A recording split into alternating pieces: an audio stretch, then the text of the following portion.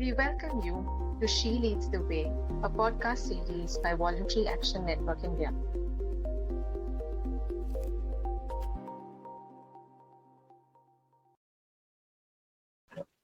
Hello and namaste, dear listeners. I'm your friend, Dr. Pallavi Rekhi, and I'm here to bring to you the story of yet another woman leader from the civil society sector who has broken all stereotypes and is continuing to do so. I welcome you to another episode of She Leads the Way, where we share inspiring stories of women leaders across the sector and their journey of becoming a leader. Today, we have with us Ms. Hemal Kamath, Secretary and Director, Concept Sansthan, Indore, and also an executive committee member of WANI. She has been working towards women upliftment and empowerment since the past 2 decades. We are extremely delighted to have you with us today, Hemalji. Thank you, Pallavi. Thank you so much. तो अगर हम global platforms की बात करें, global level की बात करें, तो क्या आपको लगता है कि विमेन जो लीडरशिप पोजीशंस में हैं यहाँ पे अपनी ऑर्गेनाइजेशंस में, अगर वो रिप्रेजेंट करती हैं इंडियन सिविल सोसाइटी को या अपनी ऑर्गेनाइजेशंस को एट अ ग्लोबल लेवल, क्या वो वहां पे भी उनको मौका मिल पाता है टू इन्फ्लुएंस डिसीजन और to at least participate in that process? Definitely Pallavi, जैसे मैंने अपनी 25 साल की जर्नी में देखा है कि मौका बहुत कम मिलता है महिलाओं को ग्लोबल प्लेटफॉर्म में जाने का, बट जो लिमिटेड मौका मिलता है किसी अगर वुमेन पार्टिसिपेशन में, तो डेफिनेटली जितनी भी महिलाएं पार्टिसिपेट करती है ग्लोबल लेवल पे, नेशनल लेवल पे, वो अपनी एक अलग ही पहचान या अपनी एक अलग ही इमेज वहां पर क्रिएट करती है। बट जहां तक डिसीजन मेकिंग प्रोसेस की हम बात करें तो डिपेंड करता है कि आप किस इवेंट में गए हैं या आपको उतना वहां पर उस सिनेरियो में स्पेस मिल रहा है या नहीं। तो ग्लोबली अगर हम देखें तो ग्लोबली महिलाओं को बहुत सारा स्पेस अदर कंट्रीज में मिलता है अगर वर्ल्ड को हम देखते हैं तो। बट जहां तक हमारे देश की हम बात करें, हमारे यहाँ से महिलाओं का पार्टिसिपेशन होता है एज ए डेलीगेट या एज ए रिसोर्स पर्सन या as a speaker, but decision making process में मुझे लगता है कि बहुत कम परसेंटेज है जो कि महिलाओं का पॉलिसी मेकिंग में यहाँ पर या वहाँ प्लेटफॉर्म्स में अपनी बात रखने के लिए किया जाता है। तो कहीं ना कहीं ये एक हमारे यहाँ की जो पेट्रियार्कल सोसाइटी है, हमारे यहाँ की जो प्रथा है जो कई 200 सालों से चली आ रही है, उसमें डेफिनेटली अभी कुछ सालों से अगर हम कहें 50 सालों से कुछ परिवर्तन दिखा है। तो इन परिवर्तन के चलते हमें उनके साथ में फाइट करना या उनके साथ में एक लेवल पे आने में थोड़ा समय लगेगा, पर जितनी महिलाएं उस लेवल पे आई है वो डेफिनेटली बहुत अच्छी अपनी एक पहचान बना करके एक इमेज के साथ अपनी छाप छोड़ करके आई है। जी बिल्कुल। तो हेमल जी, जैसे कि आपने बताया आपको इस सेक्टर में 25 साल हो चुके हैं काम करते हुए, तो इन 25 सालों में क्या आपको कभी मौका मिला है अपनी ऑर्गेनाइजेशन को या इंडियन सिविल सोसाइटी को रिप्रेजेंट करने का एट अ ग्लोबल लेवल? और अगर आपने करा है रिप्रेजेंट तो क्या वो प्लेटफॉर्म्स थे, उनके बारे में कुछ बता सकते हैं आप? या मैंने जैसे करीब बहुत ज्यादा तो नहीं, 25 साल में मुझे बहुत छोटा छोटा 4-5 बार मौका मिला है। तो बहुत स्टार्टिंग से अगर मैं बताना चाहूंगी कि स्टार्टिंग में एक इंटरनेशनल यूनिवर्सिटी के थ्रू बेस्ट प्रैक्टिस शेयर करने के लिए काठमांडू में मैंने पार्टिसिपेट किया था, जहाँ पर कि ग्रासरूट लेवल पे कैसे महिलाओं के साथ हम सीडीओ ग्रुप के साथ में मिल करके एक बेस्ट प्रैक्टिस के रूप में महिलाओं की लीडरशिप को अपनी एक पहचान बना करके आगे बढ़ते हैं। तो उसके बाद में फिर धीरे धीरे, क्योंकि वो एक छोटा सा दौर था जिसमें सारे वर्ल्ड के अलग अलग यूनिवर्सिटी के लोग थे और वहां पर उन्होंने अपनी अपनी बेस्ट प्रैक्टिस और सिविल सोसाइटी ऑर्गेनाइजेशंस के माध्यम से रखी थी। तो वो एक पार्टिसिपेट किया। अभी रिसेंटली जापान में जो C7 हुआ था उसमें मुझे डेफिनेटली वाणी ने मौका दिया, तो वहां पर जो मुझे प्लेटफॉर्म मिला वो एक मुझे लगता है कि बहुत अच्छा एक प्लेटफॉर्म किसी वुमेन लीडर को मिलना बहुत अच्छी बात है। क्योंकि जनरली ये होता है अगर हम दूसरी जगह देखें तो मेल डोमिनेटेड सोसाइटी में अगर हम देखें तो सिविल सोसाइटी में भी जितने भी डिसीजन मेकिंग है, जितने भी होस्ट है, वो ऑलमोस्ट सारे इंटरनेशनल लेवल पे पार्टिसिपेट करने वाले मेल मेंबर्स होते हैं। तो ऐसी कंडीशन वाणी क्योंकि जेंडर सेंसिटिव है और जेंडर को साथ में लेकर के चलने वाली प्लेटफॉर्म है, तो उन्होंने मुझे मौका दिया था जिसमें जाकर के मैंने पार्टिसिपेट किया। और सिविल सोसाइटी का जो एक पूरा ग्लोबल लेवल पे साउथ एशियन के साथ में उनके क्या व्यूज हैं, उनके क्या मुद्दे हैं, वो लोग किस तरीके से वहां पर रिप्रेजेंट करते हैं, हमारे देश के मुद्दे किस तरीके से हमें प्रेजेंट करना है, ये समझने का मौका मिला। साथ ही वहां पर एक और इवेंट था टोक्यो डेमोक्रेसी फोरम, उसमें जो हमारे प्रोजेक्ट्स हम यहाँ पर रन कर रहे हैं उसमें डेफिनेटली हमें किस तरीके से आगे काम करना है, ग्लोबल लेवल पे लोग किस तरीके से काम कर रहे हैं और उसमें हमें कैसे और आगे आना है, ये एक स्ट्रैटेजी प्लान करने के लिए काफी अच्छा मौका मिला। और मुझे लगता है वहां पर ऐसी पहचान हम लोग जरूर बना करके आए कि आगे भविष्य में हमें काम करने का भी मौका मिला है और मिलता रहेगा। बहुत ही बढ़िया हिमल जी। इसके अलावा मैंने एक बार श्रीलंका में ज्वाइन किया था, गाला का एक इवेंट था, प्लस एक बैंकॉक में एक सोशल फोरम का जो रीजनल ट्रेनिंग था वो, तो कैपेसिटी बिल्डिंग का प्रोग्राम वहां पर किया था। तो ऐसे छोटे छोटे 4-5 प्लेटफॉर्म्स में मुझे जाने का मौका मिला है। कोशिश करते हैं कि ऐसे मौके कम से कम 25 साल के इस जर्नी में कुछ महिलाओं को जरूर मिलना चाहिए, क्योंकि जनरली हमने देखा है कि हमेशा जो पार्टिसिपेशन होता है वो सेम लोगों का होता है। अगर हमने वहाँ W7 में भी देखा, वही लोग हैं, वही 70 सालों से जा रहे लोग हैं या उनकी उम्र भी हो गई है। तो अब नई जनरेशन को या नए और लोगों को मौका देना चाहिए, क्योंकि मुद्दे अलग हैं, काम करने के तरीके अलग है, चैलेंजेस अलग है। तो डेफिनेटली ये पार्टिसिपेशन का मौका मिलना चाहिए और छीनना भी चाहिए महिलाओं को। जी बिल्कुल, आपने बिल्कुल सही बोला हिमल जी। यही हमारा एक मोटिव है इस पॉडकास्ट को रिकॉर्ड करने का, ये पूरी सीरीज को रिकॉर्ड करने का, कि बाकी हम जो यंग विमेन लीडर्स हैं जो एस्पायर कर रही हैं आपके जैसे बहुत अच्छा काम करने का इस सेक्टर में, वो इंस्पायर हो सके और वो प्रोत्साहित हो सके और बेटर करने के लिए। तो हेमल जी, जैसे कि आपने बताया कि कुछ चैलेंजेस होते हैं हमेशा इंडियन सिविल सोसाइटी में विमेन के लिए, और आपने ग्लोबल लेवल पे भी पार्टिसिपेट किया है इतना जितना आपने शेयर किया। तो क्या आपको कुछ डिफरेंस नजर आया जब आप यहाँ के किसी प्लेटफॉर्म पे पार्टिसिपेट करती हैं या फिर आप ग्लोबल लेवल पे गई तब? तो मुझे एक चीज बहुत अच्छी लगी ग्लोबल प्लेटफॉर्म पे कि वहां पर महिलाओं के पार्टिसिपेशन या महिलाओं की उपस्थिति को बहुत पॉजिटिवली लिया जाता है। हमारे यहाँ पर भी हम बात करते हैं नारी सशक्तिकरण की, नारी को समान स्थान देने की, जेंडर इक्विटी की, वो मिलता है, बट वो सिर्फ मुझे लगता है कि किताबों में बहुत अच्छा लगता है या पॉलिसी में बहुत अच्छा लगता है। तो यहाँ पर कहने के लिए तो बहुत अच्छा है, अगर परसेंटेज उठा करके देखें तो सिविल सोसाइटी में मुझे लगता है कि आप लोग बहुत अच्छे से जानते होंगे, not more than 20-30% women headed organisations Madhya Pradesh, sorry, India में है।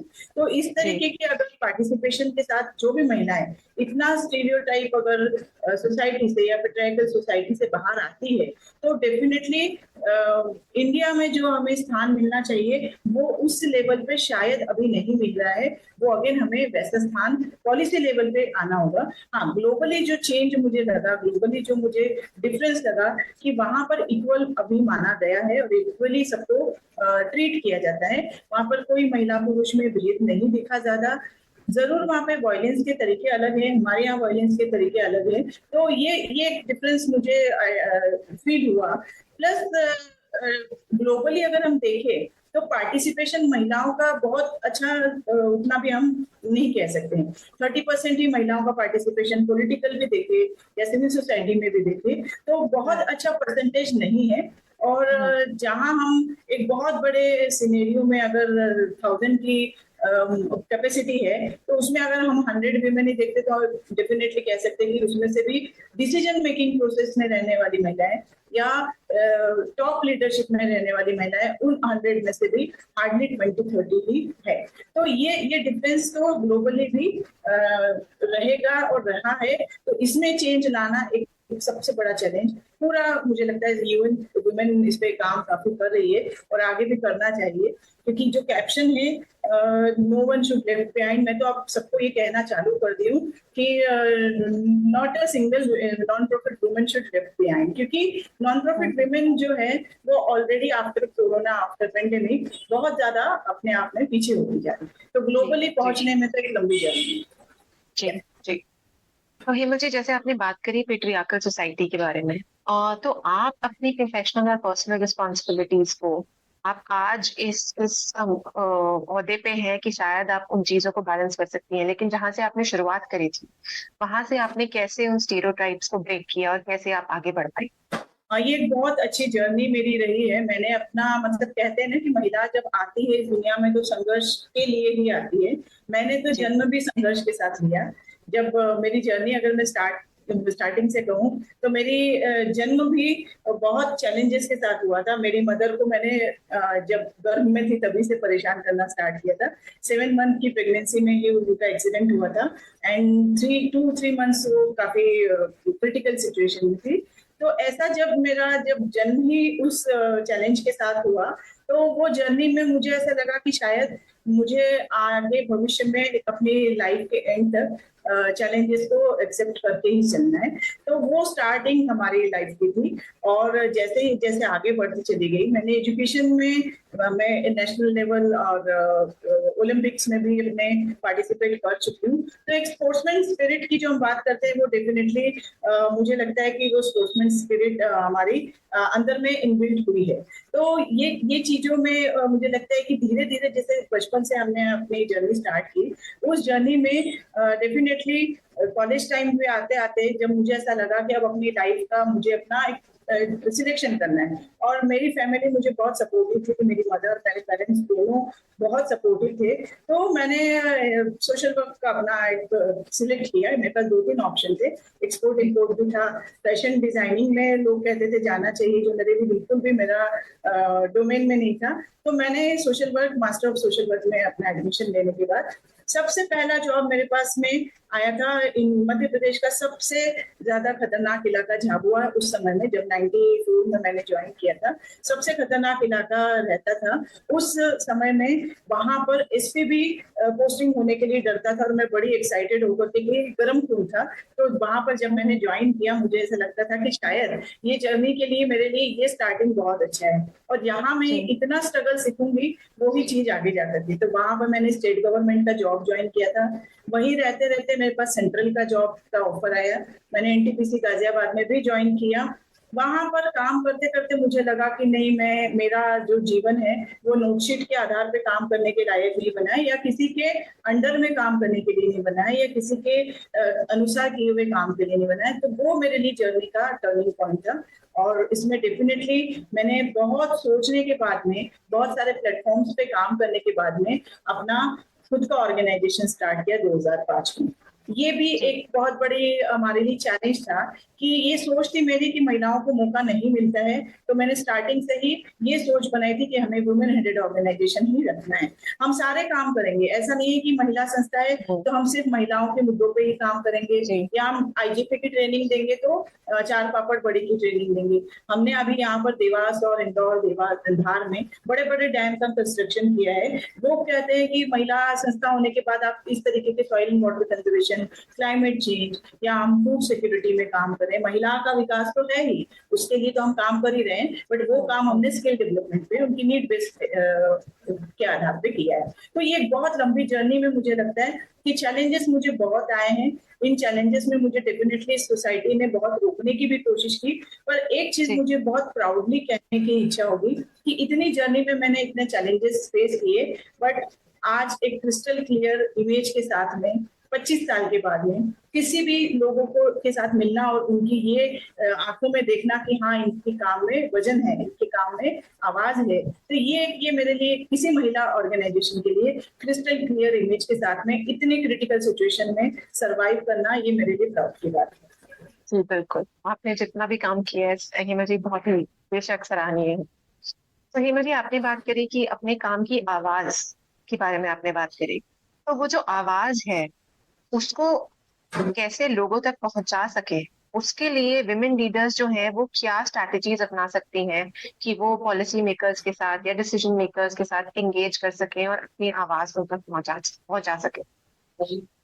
इसमें मुझे लगता है सबसे इम्पोर्टेंट है कि हमें सबसे पहले तो अपनी खुद की ऑर्गेनाइजेशन में या हमारे खुद के स्ट्रक्चर में चेंज लाना होगा कि वुमेन हेडेड ऑर्गेनाइजेशन बात कर रहे हैं, पॉलिसी भी वैसी बने, हमारे सारे लोगों का इन्वॉल्वमेंट उसमें हो। प्लस हम अगर अपने लेवल पे तो ये बात कर ही रहे हैं, पर हमें नेशनल लेवल पे एक हमारा अलायंस होना चाहिए। नेशनल लेवल पे हमारे उन लोगों के साथ में बात होना चाहिए, उन वुमेन हेडेड ऑर्गेनाइजेशन के साथ या उन सोसाइटी के नेटवर्क के साथ काम करने की हमारी एक इच्छा होना चाहिए, जहां पर रिसोर्स, क्योंकि हम पॉलिसी में बात कर रहे हैं तो हमें फाइनेंशियली और रिसोर्स क्रिएट करने के लिए हमें कोटा देना होगा। मुझे लगता है बहुत सारी कंट्रीज में, जैसे नॉर्वे, कनाडा में मैंने देखा कि वहां पर महिलाओं के लिए ऑलरेडी कोटा दिया गया है कि उतने कोटा परसेंटेज में काम करना ही चाहिए। तो क्यों ना हमारे यहाँ पर भी जेंडर इक्वलिटी की हम बात करें तो हमें भी कोटा सिस्टम की बात करना चाहिए, क्योंकि हमारा तो देश कोटा के लिए बहुत फेमस है।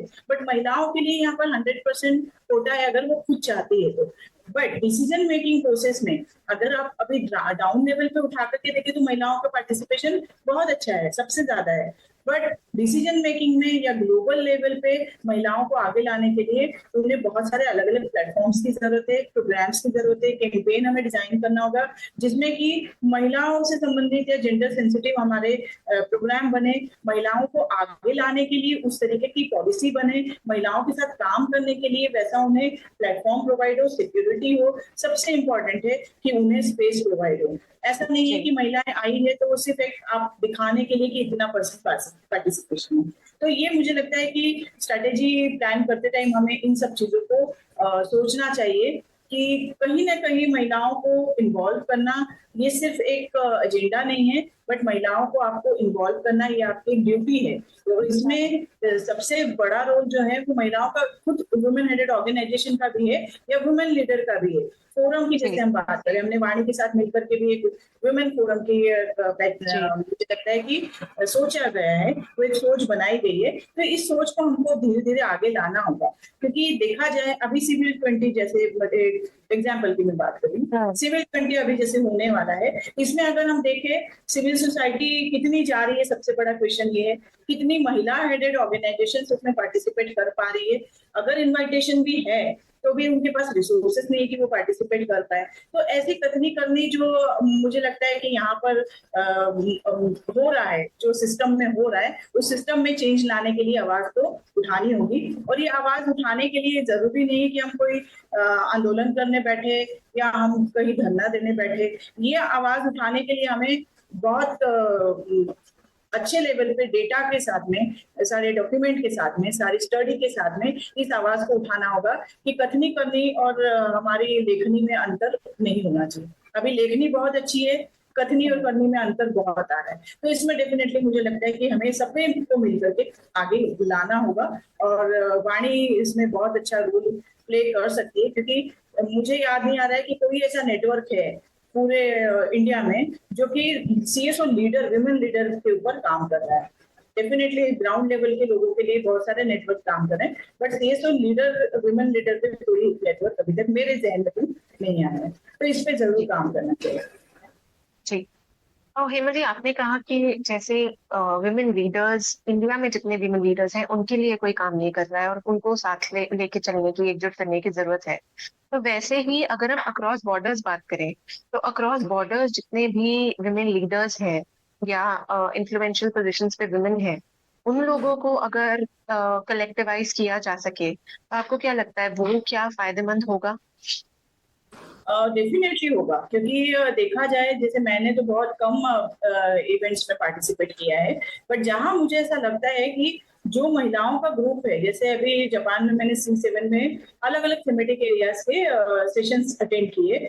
जो सेशन इकोनॉमिक जस्टिस पे था, जो सेशन विमेन एम्पावरमेंट पे था, उस सेशन में जितना ज्यादा महिलाओं की जो सोच थी, उनकी जो समझ थी, उनकी जो बात करने का तरीका था या उनकी जो प्रेजेंटेशन थी, जो डेप्थ उसमें था, वो मुझे नहीं लगता है कि कोई भी पीपीटी की तरह प्रेजेंट जो कर रहे थे अदर सेशन में उसमें उतनी वजन था या उसमें उतनी गहराई थी। तो ये डेफिनेटली ग्लोबल लेवल पे बहुत सारे हमारी महिलाएं हैं जो कि मुझे ऐसा लगा इतनी स्ट्रॉन्ग वॉइस के साथ वो लोग अपने अपने देश में आवाज उठाती है, और ना सिर्फ अपने देश में, वो विदेशों में या ग्लोबल लेवल पे भी उठाती है। हमारे यहाँ से ऐसी आवाज मुझे लगता है 1 या 2 4 लोग ही दिखते हैं, वो 1 या 2 4 को मुझे लगता है कि धीरे धीरे आगे बढ़ करके 100-200 महिलाएं जो पार्टिसिपेट कर पाए, जो अपने देश में बहुत अच्छे से आवाज उठा पाती है, क्यों ना वो विदेशों में या ग्लोबल लेवल पर भी जो पार्टिसिपेट कर सकती है उसमें आवाज को उठा सकती है।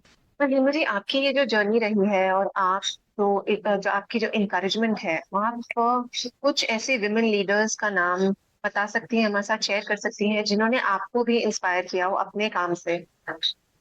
हाँ, डेफिनेटली सबसे पहले तो लीडर के रूप में मैं मेरी मदर को ही मानूंगी, क्योंकि वो एक सबसे बड़ी लीडर थी हमारे फैमिली में, जिन्होंने उस समय में जब मुझे लगता है कि 80 से 84 या 90 तक जब हम खेलने जाते थे, एक लड़की को शॉर्ट कपड़े पहन करके खेलने जाने देना, वो एक उसकी पहचान थी जो उसके कारण वो आगे बढ़ा पाई। तो ऐसे लीडर्स की अगर मैं बात करूं तो हमारी इस इंडस्ट्री में बहुत सारे लीडर्स हैं जो जिनको जिनको मैं मानती हूँ। हमारे इंदौर में एक जनक पलटा है जो कि काम करती हैं और अकेले ही काम करके उसमें आगे बढ़ रही है। हमारे ही क्षेत्र में अगर पूनम मुटरेज जी को देखिए, अपनी बहुत पावरफुल वॉइस के साथ में वो ग्लोबल लेवल पे अपनी आवाज रखती है। ऐसे बहुत सारे लोग हैं। इंग्रिड जी को मैंने अभी थोड़े दिनों पहले सुना था, बहुत पावरफुल वॉइस के साथ ये लोग काम करते हैं। तो इनके भी नाम मुझे नहीं लगता है उतने ज्यादा आगे आए हैं जितने की बाकी देशों के लोगों के नाम है। तो ऐसे जो लीडर्स हमारे यहाँ पर है, ये जो इंस्पायर करते हैं, हमारे यहाँ पे लीडर्स की बात करते हैं तो वही उठा करके 10 नाम आते हैं, उन्हीं को आगे बढ़ाया जाता है।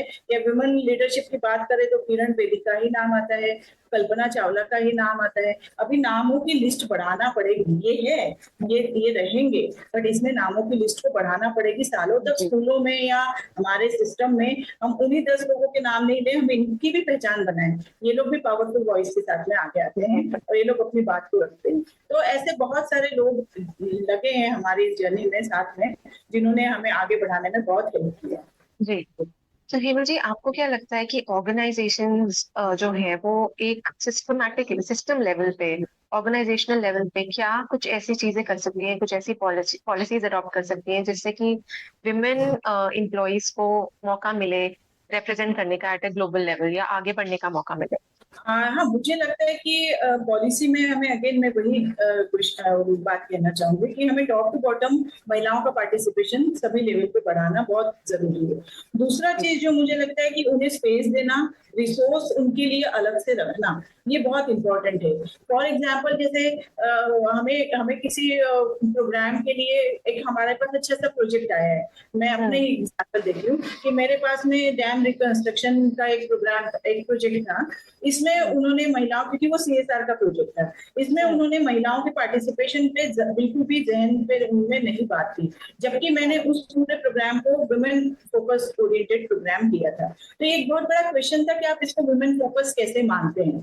तब ये चीज उनको समझाने की मुझे जरूरत पड़ी, क्योंकि अभी समझ हमारे ही लोगों में नहीं है।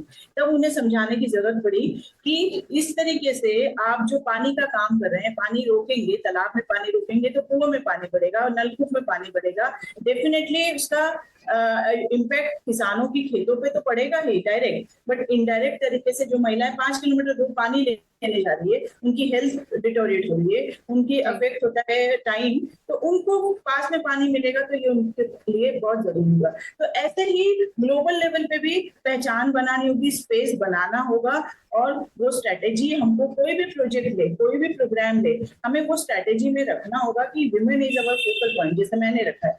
कोई भी प्रोग्राम हम होलिस्टिक अप्रोच में काम करते हैं, बट हमने एक चीज रखा है कि in each and every programme women is our focal point, फिर वो कोई भी किसी भी तरीके का काम है। तो ऐसे ही थोड़ी सी जिद्दीपने के साथ में काम करेंगे तो डेफिनेटली महिलाओं को कहीं ना कहीं स्पेस मिलेगा। और थोड़ा अड़ना पड़ता है जहाँ महिलाओं के लिए काम करना है या महिलाओं के साथ काम करना है या महिलाओं को आगे लाना है, थोड़ी सी जीत, थोड़ा सा हमारा जो खुद का भी वैल्यू के साथ में, डिग्निटी के साथ में आगे हमको आना पड़ेगा और मौका ढूंढना पड़ेगा। मौका मिलेगा नहीं, मौका ना देंगे कोई, हमें लाना पड़ेगा और ढूंढना। जी। तो हेमल जी, आपको कभी ऐसा मौका जब मिला है ग्लोबल प्लेटफॉर्म पे पार्टिसिपेट करने का, तो कोई ऐसा कुछ इंस्टेंस हुआ हो या कुछ ऐसा हुआ हो जो आपको लगा हो कि हाँ, मैं इस चीज के लिए मैं बड़ा प्राउड महसूस करती हूँ कि मैं ये चीज कर पाई? दो मौके थे। एक तो बेस्ट प्रैक्टिस प्रेजेंट करना, और दूसरा जो मुझे ऐसा लगा कि एक स्टडी का पूरा जिस्ट मुझे वहां पर प्रेजेंट करना था। तो ये प्रेजेंट करने में डेफिनेटली जब सारे लोग मुझे बड़ी गहराई से और शांत होकर के सुन रहे थे और उसमें वो आवाज हो रही थी कि हाँ, इंडिया से कोई पार्टिसिपेट कर रहा है, तो वो मुझे एक जो फीलिंग आया ना, हम लोग जब बात करते, जैसे आज मैं बात कर रही तो मेरे दिमाग में ऑर्गेनाइजेशन, मेरा प्रदेश, मेरा जिला, मेरा देश अभी है, वहां जब मैं बात कर रही थी तो वो जो एक फीलिंग था कि यहाँ मैं बात करी तो लोग मुझे इस तरीके से ले रहे हैं कि मैं पूरा इंडिया का पर्सपेक्टिव रख रही हूँ, या मैं जो बोल रही हूँ वो इंडिया पे एप्लीकेबल है। एक ऑनलाइन प्रेजेंटेशन भी अभी हुआ था रिसेंटली, उसमें भी मैंने पार्टिसिपेट किया था, उसमें प्रेजेंटेशन किया था। यही चीज मुझे लगी कि वहां पर जितने भी ऑडियंस बैठे थे, जितने भी डेलीगेट्स बैठे थे, उनका पूरा ध्यान इंडिया से कौन आ रहा है और इंडिया से कौन प्रेजेंट कर रहा है। उनके सेट ऑफ क्वेश्चंस रेडी थे पहले से, क्योंकि वो सीखना चाहते थे इंडिया की कुछ कुछ टेक्निक्स को, इंडिया की स्ट्रैटेजी को। तो देखा जाए तो मैंने वही कहा ना, कथनी करनी लेखनी में, हम लेखनी में बहुत सुंदर है, हमारी लेखनी बहुत सुंदर है, कथनी करनी में भी थोड़ा सा हम अच्छे हो जाते हैं। तो डेफिनेटली हम लोग ग्लोबल लेवल पे जितनी पावरफुल महिलाएं हमारे देश की है, उतनी मुझे नहीं लगता है कि कहीं और पर हो सकती है। क्योंकि हम लोग यहाँ पर जो काम करते हैं, हम लोग सिर्फ एक रिस्पॉन्सिबिलिटी के साथ काम नहीं कर रहे हैं। कहते हैं ना कि इकोनॉमिक डेवलपमेंट में महिलाओं का पार्टिसिपेशन कम दिखाया जाता है। क्यों? क्योंकि हमारे घरों के कामों को तो कहीं कैलकुलेट किया ही नहीं जाता है। बट मैं तो ये कहूंगी जो सोशल वर्क में काम कर रहा है, मैंने एक दो जगह कैप्शन में लिखा भी था अपने प्रोफाइल के साथ कि जो भी सोशल फील्ड में काम करने वाले लोग हैं, they are most anti social for their own family and for their own society. क्यों? क्योंकि हम लोग 24 घंटे में एक्सपेक्ट करता है डोनर, एक्सपेक्ट करता है कोई बाहर वाला कि हम रात में 12 बजे भी उनको रिस्पॉन्ड कर दे, तो हम सुबह 6 बजे भी उनको रिस्पॉन्ड कर दे। तो मेरी अपनी पर्सनल लाइफ तो खत्म है ऐसा लगता है, बट उसमें बैलेंस करके और उसमें अपने आप को सोशली, मेंटली, इकोनॉमिकली, स्पिरिचुअली सारे तरीके से मेंटेन करने हैं। कितने रोल हम निभा रहे हैं। हम एक सोशल फील्ड में रहने वाली महिला, बाकी जो वर्किंग वुमेन है, मुझे लगता है वो 2 रोल निभाती है, वहां का एक रोल और घर का एक रोल। मुझे लगता है मैं तो दुर्गा माँ के तरह पता नहीं कितने हाथ लेकर के काम कर रही हूँ। ड्राइविंग का काम ड्राइवर का भी मैं कर रही हूँ, कहीं फील्ड में जाना है तो वहां पर मैं भूल जाती हूँ कि मैं किस पोस्ट पे हूँ, वहां पे मैं एक एनिमेटर की तरह भी काम करना स्टार्ट कर देती हूँ। ग्लोबल लेवल पे गई हूँ तो मुझे मेरे सामने वो फीलिंग आती है कि मैं इंडिया को रिप्रेजेंट कर रही हूँ, अकेली इंडिया से रिप्रेजेंट हूँ, तो मेरे में वो एक फीलिंग, वो प्राउडनेस आती है। तो ये जो मल्टीपल रोल है, ये इसके साथ साथ हमारी लाइफ को बैलेंस करके चलना शायद किसी इंडियन महिला में ही ये गुण हो सकता है। बाहर मुझे नहीं लगता इतना पेशेंस के साथ कोई काम कर सकता है। जी जी, बिल्कुल सही बोला आपने। तो ये मुझे आप अपने काम में कैसे ये इंश्योर करती हैं कि जो मार्जिनलाइज्ड ग्रुप्स जैसे कि विमेन जिनके साथ आप काम करती हैं, उनकी जो वॉइसेस हैं, उनके जो पर्सपेक्टिव्स हैं, वो they are heard in your work, वो आप कैसे इंश्योर करती हैं? बहुत इंपॉर्टेंट है कि जब हम लोग काम स्टार्ट करते, जैसे मैंने काम स्टार्ट किया, मैं उनके साथ में हर सिचुएशन में थी, स्टार्टिंग से लेकर के एंड तक, जब तक हम लोग काम करते थे। उनकी घूंघट को मैंने सहन किया 1 साल तक। घूंघट में हमने मीटिंग उनकी ऑर्गेनाइज करी थी। धीरे धीरे जब उनको लगा कि नहीं ये हमारे साथ वाली है, उनके साथ वो चीज में इन्वॉल्व होना, उनके सारे प्रोग्राम्स में इन्वॉल्व होना। ईद है तो हम सिवैया खाने भी गांव में बैठ जाते थे, आदिवासियों का कोई प्रोग्राम है उनकी शादी में भी हम लोग इन्वॉल्व होते थे। तो ऐसे, और इवन मुझे याद है जब मैंने स्टार्ट किया था, मैं डे मीटिंग्स तो कभी जाती नहीं थी, मैं नाइट में जंगल में जाती थी। क्योंकि महिलाएं पूरे दिन के काम के बाद जब घर आती थी, जब सारा जहां अपने घर में आराम करता था, तब मैं फील्ड में जाती थी और रात के 10:30-11 बजे वापस आती थी। तो वो आदिवासी क्षेत्रों में उनके साथ जब उन्होंने देखा कि दीदी इतनी दूर से आ रही है, और प्रेग्नेंट मैं उस समय में थी, मतलब मेरे प्रेगनेंसी डिलीवरी के, मुझे कहती थी गांव की महिलाएं कि दीदी आपकी तो डिलीवरी शायद हमारी दाई ही नहीं करेगी, क्योंकि हार्डली 4 दिन बचे थे मेरी डिलीवरी के, मैं तब भी फील्ड में जा रही थी। तो ये जो लोगों ने देखा कि इनका डेडिकेशन है, और ये ऐसा सेंट्रल का जॉब छोड़ करके, लैविश जॉब छोड़ करके आज हमारे बीच में आई है। इवन हमारी महिलाओं के ऊपर जिनको मैंने एम्पावर किया, उसमें से कुछ महिलाएं अच्छी लीडरशिप के साथ बाहर आई, उनके ऊपर कोई प्रहार हुआ, उस समय में भी मैं निडरता के साथ अकेली उस पूरी सामंतवादी सोच के सामने खड़ी होकर के अपनी गांव के महिलाओं के साथ खड़ी रही। तो ये डेडिकेशन और ये जो हमने सेक्रीफाइस किया है, ये डेफिनेटली बहुत लंबा समय हो गया, जो कि अब हमें वापस उनके साथ वो लेने के लिए जाना ही नहीं है। उनके मन में वो जगह बन गई है। आज हमें इतने सालों बाद भी वो जगह वहां पर उनकी दिखती है, वो इज्जत दिखती है। आज जो काम हो रहे हैं ना, जो नए लोग आ रहे हैं या नई संस्थाएं बन रही है, वो यही कहते हैं कि कम्युनिटी को हम कैसे एम्पावर करें, कम्युनिटी को हम कैसे गेदर करें, कैसे मोबिलाइज करें। हमने तो ये सोचा ही नहीं था हमारे साथ तो लोग जुड़ते गए, कारोबार जुड़ता गया और हम आगे चलते गए। क्यों? क्योंकि हमने अपने आप को मैडम के रूप में नहीं रखा, हमने अपने आप को एक संस्था के कार्यकर्ता के रूप में नहीं रखा, हमने उनको अपनी फैमिली मेंबर की तरह ट्रीट किया, उनके साथ खूब घूमे, खूब खाया, खूब बैठे। आज जाकर के इतने सालों बाद हमने कुर्सी पे अपनी पोजीशन बनाई। मैंने तो अपना ऑफिस स्टार्ट किया था, जब संस्था स्टार्ट की थी, मेरे पास, आप बिलीव नहीं करेंगे, एक टेबल और एक चेयर भी नहीं थी। मेरे गांव वालों ने सबने 10-10 रुपया इकट्ठा करके, पहले तो मेरे को 8-10 दिन खटिया पे, उनके गांव से खटिया दी किसी ने कुर्सी दी, उस पे बैठ करके मैंने अपना ऑफिस स्टार्ट किया था। और आज धीरे धीरे उन्होंने कलेक्शन करके एक टेबल, एक चेयर, फिर 2 चेयर, ऐसे स्टार्ट करके हमने संस्था को अपना बनाया। तो ये जो जर्नी है, ये बहुत बड़ी जर्नी है और इतना आसानी से हम कहते हैं ना कि सिल्वर स्पून लेकर के नहीं आए, बहुत संघर्ष किया। और इस संघर्ष का अंत अभी जो मुझे लग रहा है कि अभी अलग तरीके से जा रहा है, ये नहीं जाना चाहिए। अभी जो लीडरशिप में चैलेंजेस आ रहे हैं, इस चैलेंजेस को बहुत बहुत स्ट्रांगली हमें फेस करना होगा। और मेरे साथ जो और भी लोग हैं, उन्हें भी मुझे लगता है कि ये मोटिवेशन मिलना चाहिए कि डरे नहीं। भले ही 4 साल से हम 3 साल से परेशान हैं, पर डरे नहीं, जितने दिन जिंदगी उतना आगे बढ़ते चले। जी, बिल्कुल, बहुत ही इंस्पिरेशनल शब्द बोले हैं आपने कुछ, हेमल जी, और आपकी जर्नी भी बहुत ही इंस्पिरेशनल है हम सबके लिए। तो हेमल जी, इतने सालों की जर्नी के बाद आप कुछ बेस्ट प्रैक्टिसेस, ऐसे कुछ लेसन्स आप हमारे साथ शेयर कर सकती हैं जो आपने सीखे हैं कि हम कैसे सक्सेसफुल हो सकते हैं in bringing a transformative change in the society? Best practice तो बहुत सारी है, बहुत सारी सक्सेस स्टोरी है। एक जो मुझे लगता है सबसे इम्पोर्टेंट, जो मैंने जैसे अभी अपने बात में भी कहा कि मैंने कॉलेज टाइम में भी अपनी एक स्टडी की थी जिला जेल में जाकर के, वुमेन प्रिजनर की। वो मौका था मुझे, मेरे प्रोफेसर कहते थे कि क्यों एक 70 नंबर, तुम कितना भी मेहनत करो 70 नंबर से ऊपर तुम्हें नहीं मिलेंगे। क्योंकि तब एक टाइम था 70-75 आना बहुत बड़ी बात होती थी। आजकल तो 99 पे भी कंपटीशन होता है, बट वहां पर 70-75 आना बहुत बड़ी बात होती थी। तो सबने यही कहा कि बाकी लोग जो कर रहे हैं उनके कंपैरिजन में तुम 1 महीना जेल में जाओगी, तुम भोपाल से परमिशन लाओगी, फिर तुम उनकी स्टडी करोगी, फिर तुमको बहुत सारे चैलेंजेस मिलेंगे, पता नहीं कैसी महिलाएं रहेंगी। मैंने बोला नहीं, मुझे स्टडी करते करते ही कुछ चैलेंजेस लेने की आदत है, तो मैं उस चीज को करना चाहूंगी।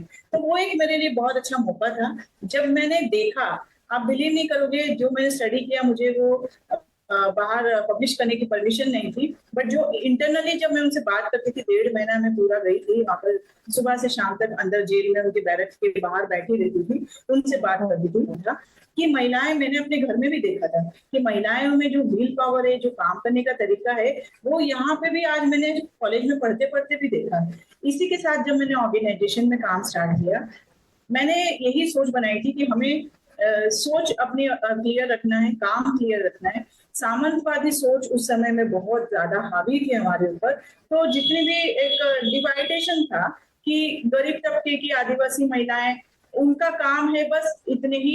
तो आप बिलीव नहीं करेंगे, वहां पर जब गांव में कोई कार्यक्रम होता था, उस कार्यक्रम में सबके टाइम डिवाइड होते थे कि आज गांव में नुक्ता है या आज गांव में विवाह है, तो सबसे पहला टाइम हायर कम्युनिटी को दिया जाता था। किसी सबसे आखिरी का टाइम, जब पूरी जमात खत्म हो जाती है, 2:30 से 3 या 3 से 4 का टाइम दलित कम्युनिटी के लिए या डिप्राइव्ड कम्युनिटी के लिए होता था।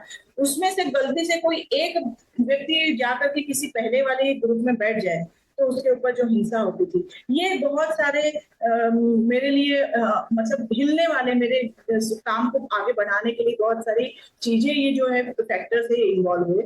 इसी के साथ हमने काम स्टार्ट किया कि अभी हमें इक्वलिटी पे काम करना, इक्विटी पे काम करना बहुत इंपॉर्टेंट है।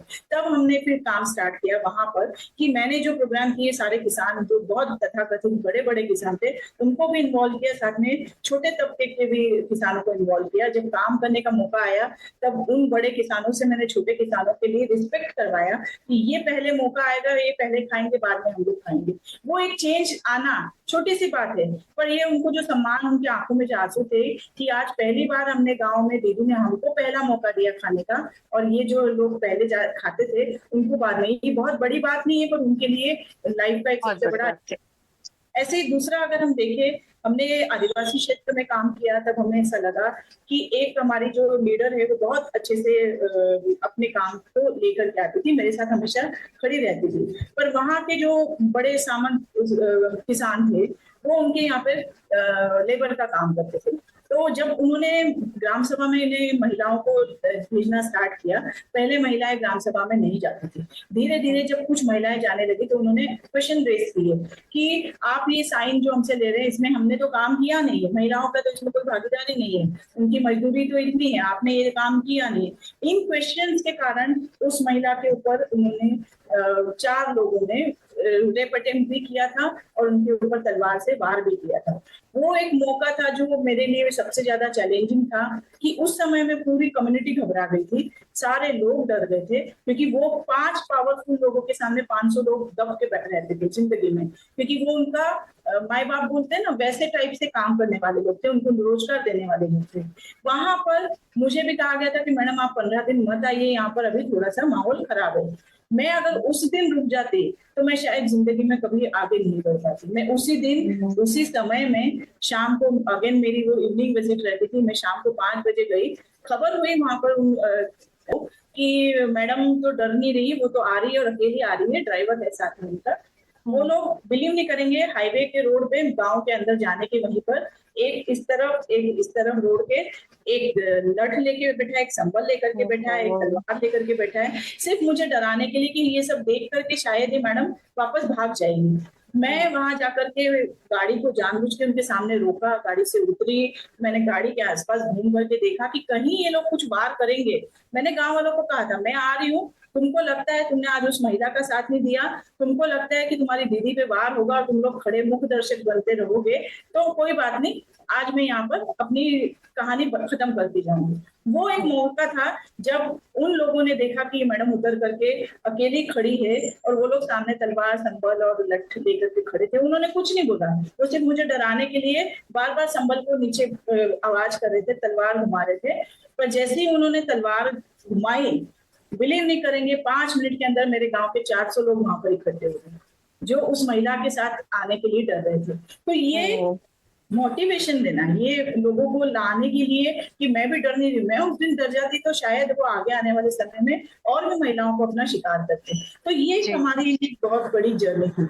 ऐसे जाति प्रथा जो आदिवासी क्षेत्रों में होती है, जाति प्रथा में क्या होता है कि एक इनकी पंचायत बैठती है, वो पंचायत जो होती है वो इनकी गांव लेवल की पंचायत होती है, जो कि जाति पंचायत होती है। इनके यहाँ पर कोई भी डिसीजन कोर्ट में नहीं होता है, इनके यहाँ कोई डिसीजन किसी वकील के यहाँ नहीं होता है। इनके यहाँ जो भी केस है वो पंचायत में आया है तो महिलाएं उसमें पार्टिसिपेट नहीं करती है। वो महिला जिस कंडीशन में आई है उसी कंडीशन में उसको आना पड़ता है। उसके पति ने मारा है, उसके साथ कोई अत्याचार हुआ है, वो पूरी जाति पंचायत में बिल्कुल अच्छे से दारू पी करके सारे गांव वाले बैठे रहते हैं और वो अकेली महिला फेस करती है, उसको अपनी बात रखने का मौका नहीं मिलता है। और अगेन सो कॉल्ड जो कम्युनिटी कहती है कि वो महिलाओं को हम जो बोलेंगे वो सुनना पड़ेगा, वहां पर भी हमने अपनी एंट्री की, वहां पर हमने लोगों के साथ बात करी और उस जाति पंचायत में हमने हमारे सीपीओ मेंबर्स को इन्वॉल्व करना स्टार्ट किया, जिसमें हुई परेशानी हुई। एक महिला का हाथ काटने के लिए गांव के लोग आए थे कि ये कैसे हमारी बाल विवाह को रुक सकती है,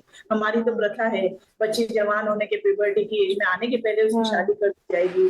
तो ये चीजों को चेंज करने में, बोलने में मैंने बोला बहुत आसान है, पर हमने वो चीज की है जिसको शायद हम शब्दों में बयान नहीं कर सकते हैं, इन कामों को कैसे लाना है। और एक लंबी जर्नी के बाद में जो हमने वहां पर अचीवमेंट देखा कि अब जो महिलाएं आवाज उठा रही है, आज हमारे उन स्ट्रॉन्ग वुमेन के साथ में, पता है सारे तैयार, हमारा जो कहते हैं ना वो ग्रुप है उसको कैप्चर कर रहा है कोई और ग्रुप, कैप्चर कर रही है अभी की जो सिस्टम है वो, बट तैयार किसने किया उन्हें, पर्दे से ऊपर किसने लाया, वो आज कोई ध्यान नहीं रखा। तो ये चीजें हैं, चैलेंजेस है, बट ऊपर वाला देख रहा है हमने जो काम किए हैं, तो कहीं ना कहीं वो कम्युनिटी जानती है, हम जानते हैं, जब मौका मिलेगा कहीं ना कहीं वो कारवां आगे बढ़ते चलेगा, हिसाब चल रहा है। तो हेमल जी, आप दूसरों को तो इतना मोटिवेट करते हैं अपने काम से, लेकिन इतने सेटबैक्स के बावजूद, इतने जो आपकी स्ट्रगल्स हैं आपके काम में, उनके बावजूद आप अपने आप को कैसे मोटिवेटेड रखते? बहुत इम्पोर्टेंट इसमें अपनी फैमिली का रोल होता है। ये मैं बहुत अच्छे से कहना चाहूंगी कि अगर इसमें फैमिली हमारा सपोर्ट सिस्टम नहीं होगी तो डेफिनेटली हमको काम के लिए बाहर निकलने में बहुत परेशानी। एंड मैं बहुत लकी हूँ कि मेरे पेरेंट्स के साथ साथ मेरे इन-लॉज में भी मेरी हस्बैंड, मेरा बेटा, मेरी ससुर जी सभी सपोर्टिव है और उन्हीं के चलते मैं अपने काम को आगे लेके आ पाती हूँ। बट इसका मतलब ये नहीं मैं उन सब महिलाओं से भी ज्यादा काम, पूजा पाठ या अपने घर की जिम्मेदारी, सोशल जिम्मेदारी उन सब घर में बैठी हुई महिलाओं से भी ज्यादा करती हूँ। इसका ये मेरा मतलब कहने का उद्देश्य, अपनी अपनी एक पर्सपेक्टिव होती है। मैं सबको ये कहती हूँ कि मुझे जितना समय मिलता है, मैं किटी पार्टी में शायद पसंद नहीं करती क्योंकि मेरी सोच ही नहीं, मेरी डोमेन ही नहीं, या मैं फिल्में देखना बहुत मुझे पसंद नहीं है।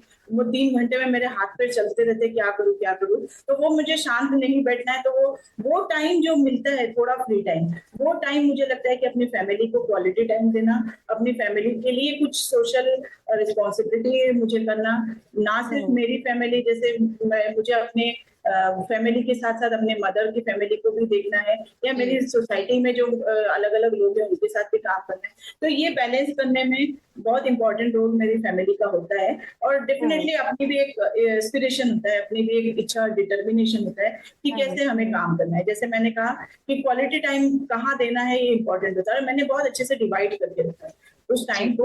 और मैं अपनी शायद अपने ऊपर थोड़ा अत्याचार कर लेती हूँ कि कभी कभी रात में भी बहुत जागना पड़ता है, सुबह भी जल्दी उठना पड़ता है, या बहुत दौड़ना पड़ता है, थोड़ी हेल्थ डिटोरिएट हो जाती है। बट कहीं ना कहीं जो सेटिस्फेक्शन है, मेंटल सेटिस्फेक्शन है, वो मुझे बहुत सपोर्ट करता है कि फैमिली सपोर्ट तो मिल रहा है, बट सोसाइटी में एक पहचान जो बनी है, क्योंकि कहते हैं ना कि महिलाएं बाहर आई है तो कहीं ना कहीं वो अलग सिनेरियो से बाहर आते हैं या इतनी ऊपर बढ़ते हैं, तो उनके पीछे बैकअप होता है किसी न किसी का, या उनके पीछे किसी न किसी का सपोर्ट होता है।